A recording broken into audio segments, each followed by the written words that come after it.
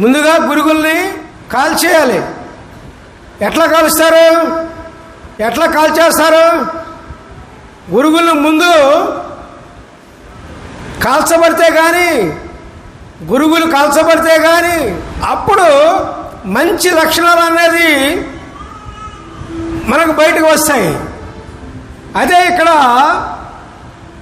ఉదాహరణ చెప్తే మీకు అర్థమవుతుంది. ఏంటంటే పిల్లారా, వ్యభిచారం చేత పట్టుబడిన స్త్రీ మనం చదువుకున్నాం ఇదివరకు. ఆమె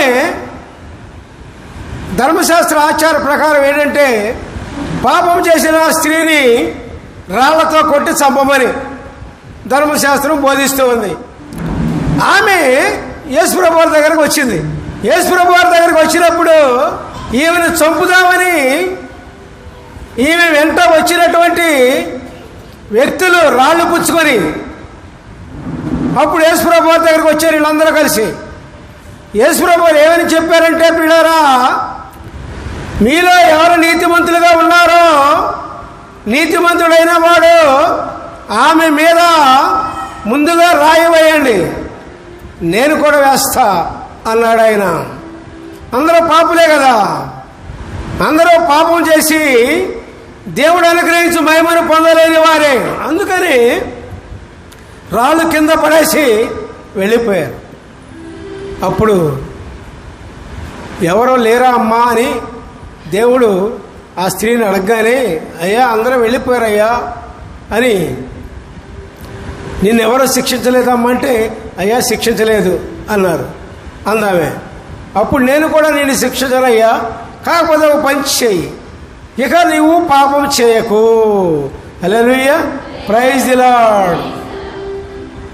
అదే ఇక్కడ మనం ఏమనుకున్నాం, కోతకాలం అన్నమాట మనం చెప్పుకున్నాం ఇందాక. ఈమెకు పాపం స్త్రీకి కోతకాలం ఏది? కోతకాలం ఏది? యేసే దగ్గర రావటమే కోతకాలం.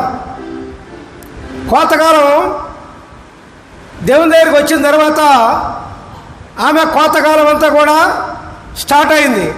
అంటే లోపల ఉన్న యేసుప్రభు దగ్గర ఎప్పుడైతే వచ్చామో అప్పుడు లోపల ఉన్న గురుగులన్నీ కూడా తగ్గించబడతాయి. అర్థమైందా? మనలో ఉన్న పాపం అంతా కూడా తగ్గించబడుతుంది యేసుప్రభు దగ్గరికి వచ్చినప్పుడు. ఎప్పుడైతే పాపం తగ్గించబడిందో నూతనంగా దేవునికి ఇష్టమైన కార్యాలు, దేవునికి ఇష్టమైన పనులు చేయగలుగుతావు పిల్లరా.